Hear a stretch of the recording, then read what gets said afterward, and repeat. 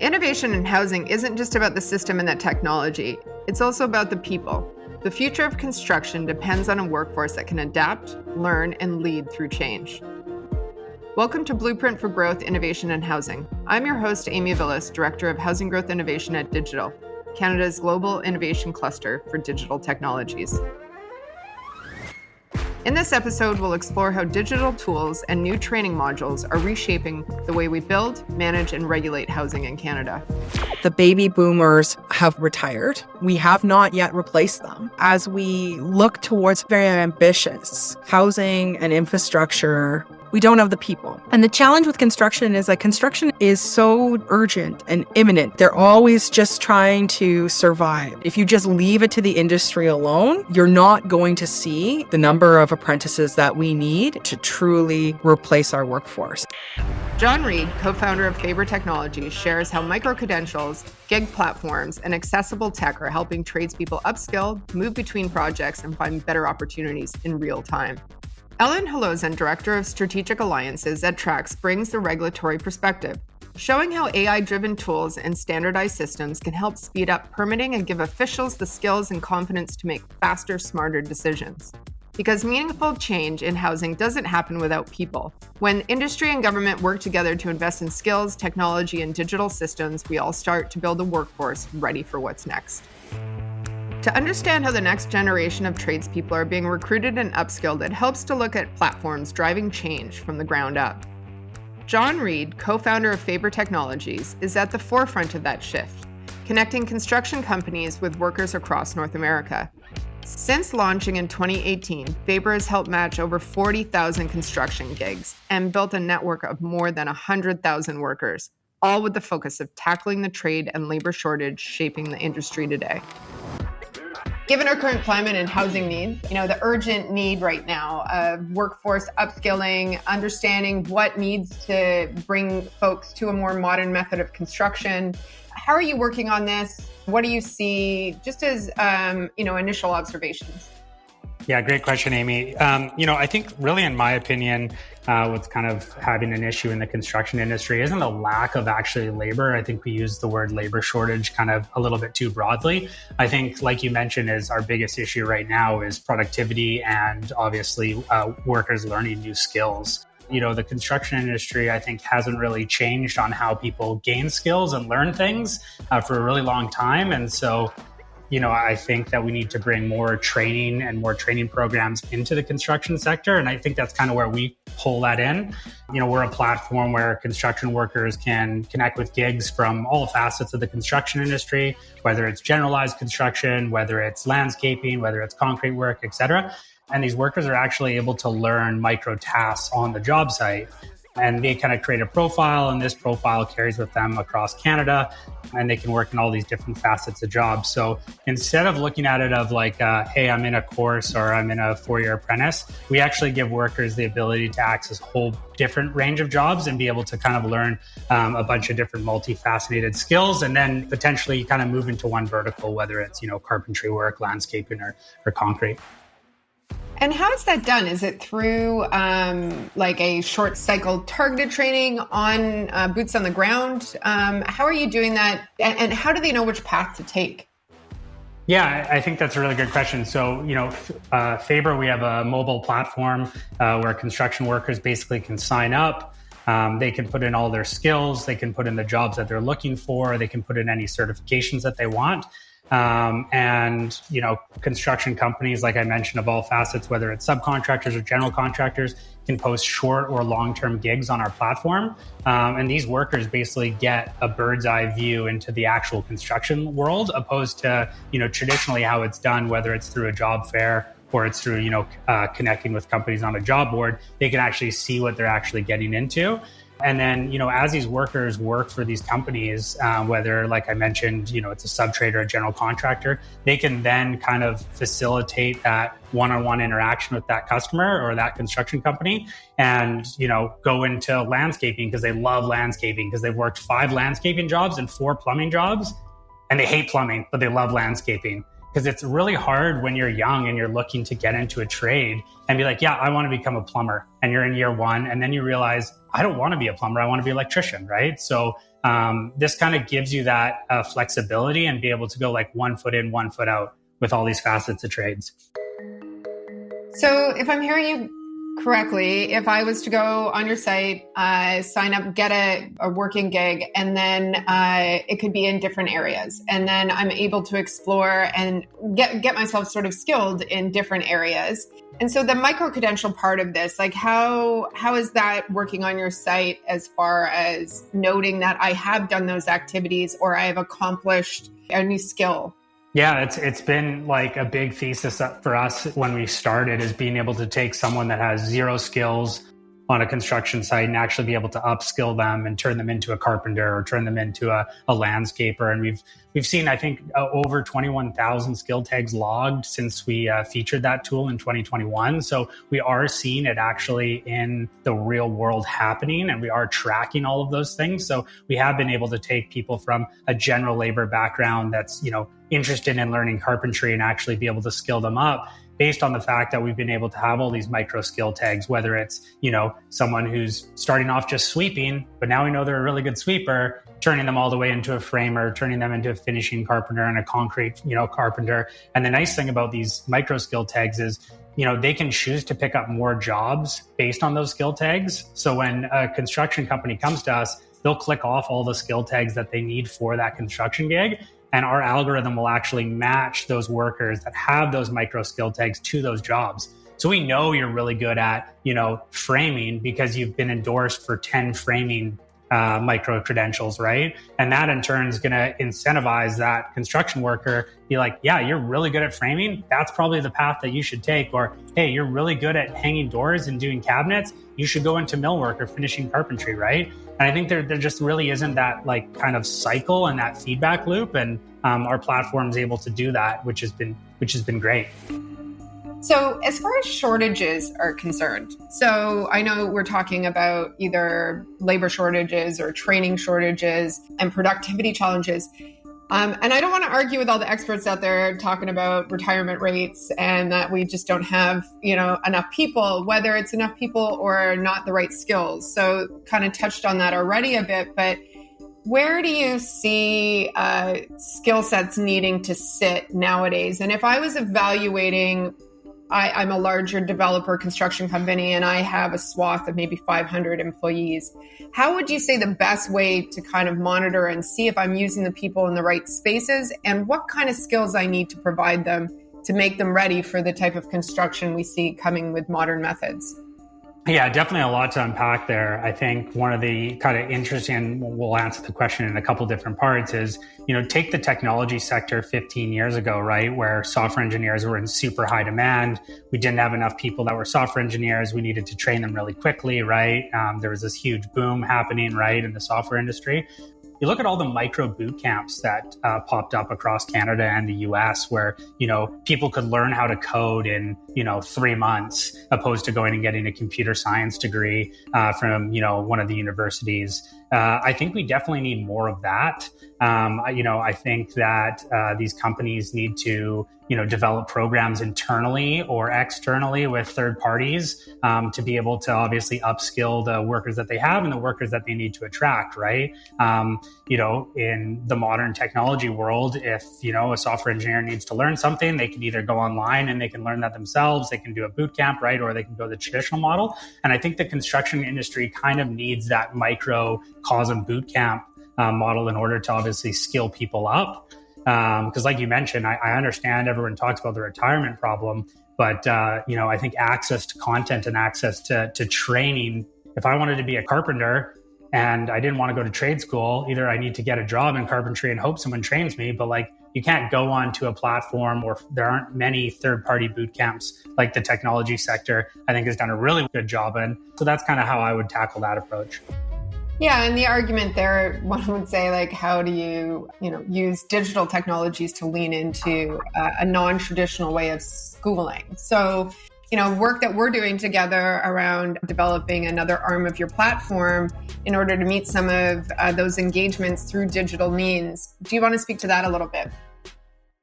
with a mobile app that's connecting them not only to construction gigs, but now the platform that we're going to be building in tangent with this is an actual training platform, right? Where construction workers can be on our mobile app, whether they're employed full-time for a construction company or they're looking for construction gigs, and be able to access in real-time training data and programs for the construction sector. And how are you seeing that sort of pivot with this notion of, modern methods of construction, offsite manufacturing? We have conversations with some of our other partners and colleagues, and it really is about what we see as a traditional on-site role is shifting, especially in a manufactured environment. Are you seeing that come across your desk as far as like the need for a multi-trade individual, as opposed to, the on-site traditional methods being utilized in off-site?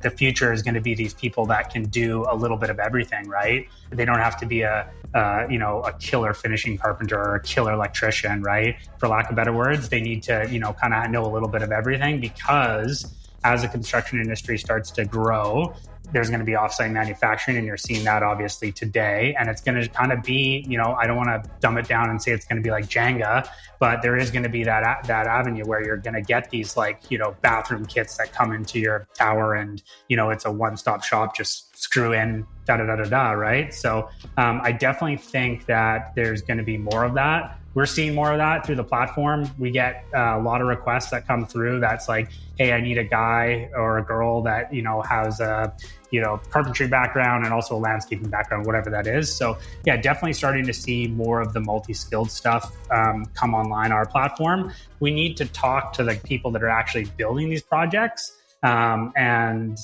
then we'll get a better kind of bird's eye view into what we need. And that's something that you and I have been obviously working on a lot. I think we've interviewed 15 different subcontractors across the Western Canadian landscape. And it's been pretty insightful for us to see what they need. So I know we're early days on that, but what sort of, insights have you gotten from them so far, or some key repeatable themes? Yeah, I think some of the repeatable themes is definitely access to training, right? Like we talked to a couple of the mid-level apprentice people that are like, hey, I want to, and these are the construction workers telling us this, is like, hey, it's really great that I see this path, but I want more. And that kind of goes into the multi-skilled facet things, right? Of like, hey, I'm a level 2, plumbing apprentice, but it would be awesome if I could learn a little bit of carpentry to understand X, Y, and Z that's happening on the project. So again, I think it's like access, and there's going to be people that are going to love it, and they're going to be like bookworms. And you saw that in the tech sector of people who learned how to code themselves. And there's going to be people that, maybe they just want to go the traditional route. I want to just be a plumber, right? But I think it's giving them the option.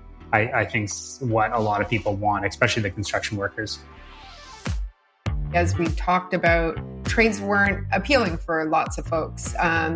Shifting back into a space where they can work in a gig economy space where they're earning and then they're learning at the same time, is a big shift. And creating a more digital ready workforce is a huge piece around attracting new folks to doing things differently with technologies involved. Have you seen a shift in that as far as what folks are looking for when they're applying on the site?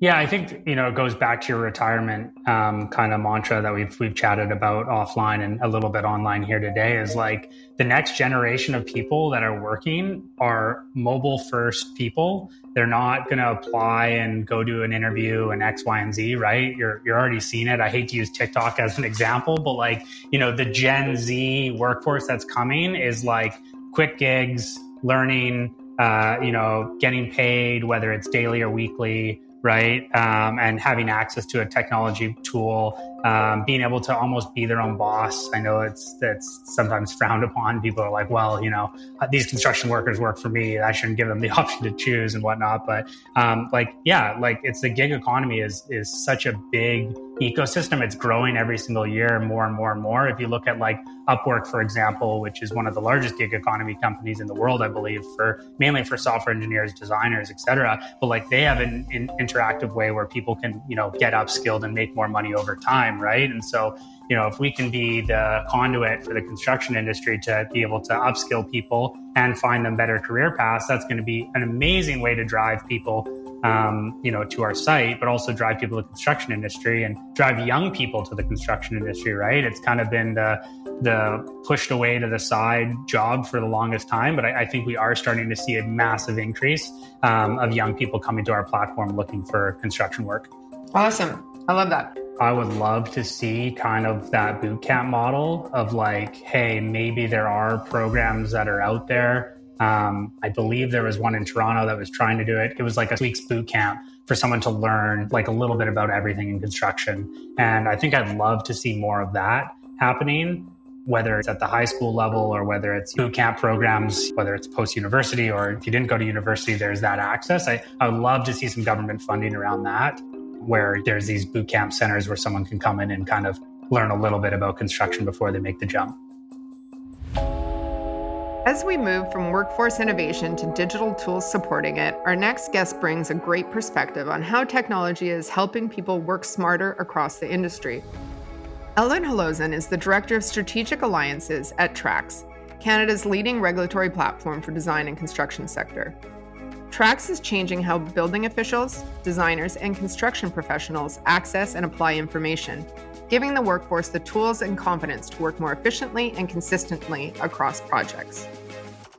How is Trax Codes leveraging AI to accomplish supporting local governments in their reviews and empowering the workforce in using AI as a skilling tool? Our Trax Codes tool has created a digital library of all of the building codes, associated acts, amendments, etc., for all of the provinces in Canada. And so what we're doing with that is linking to all the associated regulatory information that's listed in the codes, making it easier to navigate. And we're also offering things like a code comparison tool. We also have a building code Q&A, so you can ask the building codes a question in plain language and have a conversation with the codes. So it really helps people get where they're going a little bit faster, understand where to find the information they're looking for, and just take them to that really quickly. On the learning side of things, we obviously partnered with Digital to create an AI adoption course, which is called Understanding AI-Assisted Regulatory Workflows. And what we're doing with that is trying to create a level of foundational understanding around how AI works. What we noticed out in the field is that many of our municipal customers, hundreds of municipalities that we chat with, were all kind of knowing that they needed to do some due diligence around AI use in their municipality, but there was a bit of confusion about what kinds of questions they needed to ask, what was the right approach, and how to make decisions when adopting an AI tool. So we decided to create a course that could help give that foundational understanding and address things like ethics in use in government, looking at what actual types of AI are out there. There's more than just generative AI, and they've been around for many years. So understanding all the variations, how they can be used, and what the right application is of AI in such a workflow. That's excellent. So what do you think some of the significant barriers that you're encountering when trying to upskill local governments and industry teams as well to ensure that technology-driven housing production is met? Yeah, some of the roadblocks there are around this being kind of a historically underserved market when it comes to software tools. So there's actually not a lot of tools out there that are really tailored to building officials and to builders. So there's just a lack of resources in one sense. And then the resources that are out there, what I've noticed in talking with hundreds of building officials and hundreds of builders is that there's kind of a lack of end-to-end complete solutions. So there are a few solutions out there that can target very specific parts of the permitting lifecycle, but they don't kind of cover the full end-to-end. They don't provide data analytics. So the opinion that I've formed around this is that there's kind of a missing middle in housing, obviously, that we're always talking about, but there's also a bit of a missing middle when it comes to software solutions in the field. There are things that are digital, but still very manual. So, using a PDF, for example, is not really a digital first approach. And then there are solutions on the other far end that maybe take things a little bit far. So they're maybe a bit too early using things that are still in their research phases or infancy as a technology. And so there's this kind of middle ground that we can really focus on that would help support building officials and builders. And we'll just get them where they need to go a little bit faster without necessarily always using AI. Something I've noticed is that there's a big jump that a lot of people want to make in going from 0 to 100, working from paper and then going straight to AI. And there's maybe some incremental change that could happen in the middle there. And building on top of tools like what Trax has developed, a regulatory database is the first step towards any kind of intelligent automation that can happen in this space. So that's why we started with that particular tool to really help support people with intelligence behind it, versus pinpointing different elements of the building process and just focusing on those without a systems first approach. Oh, I appreciate that. So when piloting, if it's an AI product or any digital training for local governments and industry partners, how do you ensure both new entrants and experienced team members acquire the future-ready skills they need to build today's environment? Yeah, well, we worked with a lot of partners on the Understanding AI-Assisted Regulatory Workflows training that Digital supported us on. We worked specifically with our partners at the OBOA, the Ontario Building Officials Association, the BOABC, the Building Officials Association of BC, as well as FINBOA, the First Nations National Building Officers Association. And so all of these organizations are membership organizations that represent professionals out in the field, and they really know what their members are struggling with. Additionally, Trax has obviously hundreds of municipal customers, and so we also hear these things direct from our customers. So we put together a few different advisory committees, and we really worked hand in hand with the associations, as well as our curriculum consultants and instructional designer, to understand how we could best communicate what building officials and builders were looking for in having a foundational understanding of AI, and how to structure that best for an adult continuing education audience who wants to learn things very pragmatically, very specifically, and in the field.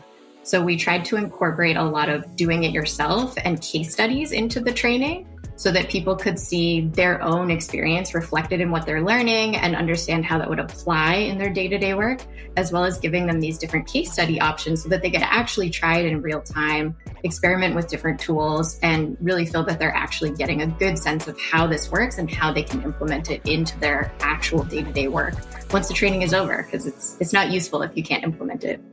What would one of the examples be about one of the topics or the case studies that you guys, sort of realized were, a good subject to tackle based on your research? Yeah, so we looked at a few different things. So on our advisory committee, we had both fire prevention officers, planners, building officials, members of First Nations communities that would all be prospective audiences for the training. And so what we tried to do was develop, for example, one of the learning pieces is looking at how to write a good prompt, because the quality of what you get back from a regulatory database that's AI enabled also is a little bit dependent on sometimes how you ask the question, so that it can be understood clearly what information you want to access. And so we developed a series of prompts that kind of spoke to all of those audiences and looked at different elements of the code and regulatory environment. So it could be a question that relates to the Planning Act, specifically to fire prevention, specifically looking at Part 9, because First Nations communities emphasize that that's the most applicable piece of the building code that they might choose to adopt. What potential do you see for AI-powered permit review training to open up new career paths, improve efficiency, and inspire future innovations across Canada's housing sector for both local government, staff, and construction workforce? The one avenue of opportunity I see is that we obviously need a lot of young people to start entering the building official field, given how many permits need to be approved by 2030, according to CMHC. And so making it easier and more enticing as a career option for young people is really key. And some of what we've heard at partner conferences is that young people are really excited to have a digital first way to engage with codes and regulatory information. It's in fact what they expect when coming into a workforce. They've been doing all of their schooling in a lot of digital formats. And when they get to something like learning building codes and they're presented with a physical book or a PDF that isn't searchable, that doesn't really work very well for them. I think having more digital first tools is really going to encourage new people to enter the field, younger people, more diverse audiences, which is really key to meeting that housing gap. Obviously, with a tool like this and the use of a digital first approach to understanding codes we can look at how we can apply that to a regulatory compliance side of things. So have you guys gotten feedback about that or thought about exploring that area to help augment those review checkers that need that extra horsepower and tool to help with compliance? Yeah, some of what we hear the most from both municipal officials and builders is that what they really need support on is complete and high quality applications for permits. And so this is kind of to my point of like a missing middle of software tools. This is something that can be utilizing AI or might not be, but could really help assist municipalities and builders in that end-to-end application lifecycle. So what I mean by that is the builders sometimes need a little bit more information about what's required of them, what's the municipality looking for, and have they actually met those criteria? And having an intelligence system that can help support them in knowing whether they've put in the right information would be huge for them. It would save rounds of revisions. It would really simplify that process. And then moving on from the applicant side into the review side of the municipality, what we've heard from municipalities is they want to receive higher quality applications that do meet their criteria. And they also want assistance on some of the smaller checks that they do. Things like understanding if the right drawing stamps are on a document, being able to rename certain documents and files correctly, and just doing small checks for things that meet their own municipal policies to make sure those are there when they receive an application so that they don't have to do 5 to 7 or more cycles of review. And so that would really expedite the ability for more housing to get built faster. And ironically, often we see some tension between builders and municipalities, but this is something that they tend to agree on. So that's a really nice thing that when they each talk to me about it in their own separate environments, they're saying the same thing. So there's alignment there, which is really key. And we've been working on a new product to help support that called Trax Checkmate. So if anyone's interested, whether you're a builder or municipality, please reach out. We'd love to work with you on piloting this new tool. Awesome. And then just as far as capacity building, like what are some of the things that you've learned when you're out talking to folks in the field about it, about how they feel capacity can be built? So in chatting with municipal officials and looking at the numbers of how many permits are needed, we really need to be supporting them with software tools around building their capacity to review more things by using intelligent systems. So using intelligent systems would really support and assist them without taking away any of the really crucial work that they're doing. They're the experts. They know the code inside and out. They're looking at it every hour of the day, and their interpretation is really important. So having tools that can kind of offer some additional layers of intelligence and support through AI as more of a co-pilot or an assistant, not something that would actually do the interpreting on their behalf, is really the key, especially in chatting with municipal officials. They want to make sure that everything is safe and sound, and tools can support them in that, but not do it for them. I think one of the things that would really help is having consistent data across applicants, reviewers, the municipalities, being able to just really understand where the actual pain points in the process are. And if every different municipality or builder is using a different tool or tools that don't connect to each other, then it can be really difficult to get that aggregate data that would give us a clear sense of where we should be focusing. So getting to a point where data can be less siloed and more consistent and transparent across the board would be super useful. Like if things can be viewed at both a federal, a provincial, and a municipal level and be connected, that would just be huge in understanding where we actually need to solve problems and what problems to solve. Agree. Utopia. What is your call to action for those listening? So whether it's government, industry, community who want to champion real change in adopting modern methods and technology for housing innovation right now? Make sure you do your due diligence when you're adopting new tools. Make sure you look into what questions to ask and look at a variety of questions. Look at where your data is being stored. Look at what problems are actually being solved for you by a particular software, where it enables you or doesn't enable you. If you're exclusively hearing yes, yes, yes, yes from a software company, then maybe they're just telling you what you want to hear. So you should be also hearing some no's and learning something when you're engaging with a new company. And I would also say that you want to look at not siloing yourself. So if you're always being enticed or invited to customize and maybe even have devs on your own side of the fence that work on such an application, that's going to create more data silos, which is ultimately not going to result in an end-to-end systems first approach. So I guess that goes a little bit towards standardization, but the more tools we put into place that silo us, the less we're going to be able to clearly identify and solve problems in the industry. I love that answer. I love it. Thanks so much to John and Ellen for sharing their insights on how new training modules and digital tools are helping set Canadian construction workers up for success. Today's conversation showed how aligning technology, upskilling, and smarter systems can help meet Canada's housing challenges. Up next, we'll explore the concept of trees to keys, resilient partnerships, offsite manufacturing, and their impact on Indigenous communities. This podcast is powered by Digital's Housing Growth Innovation Program, with support from the Province of British Columbia and the Ministry of Housing and Municipal Affairs. Another Everything Podcast production. Visit everythingpodcast.com, a division of Pattison Media. Subscribe wherever you get your podcast.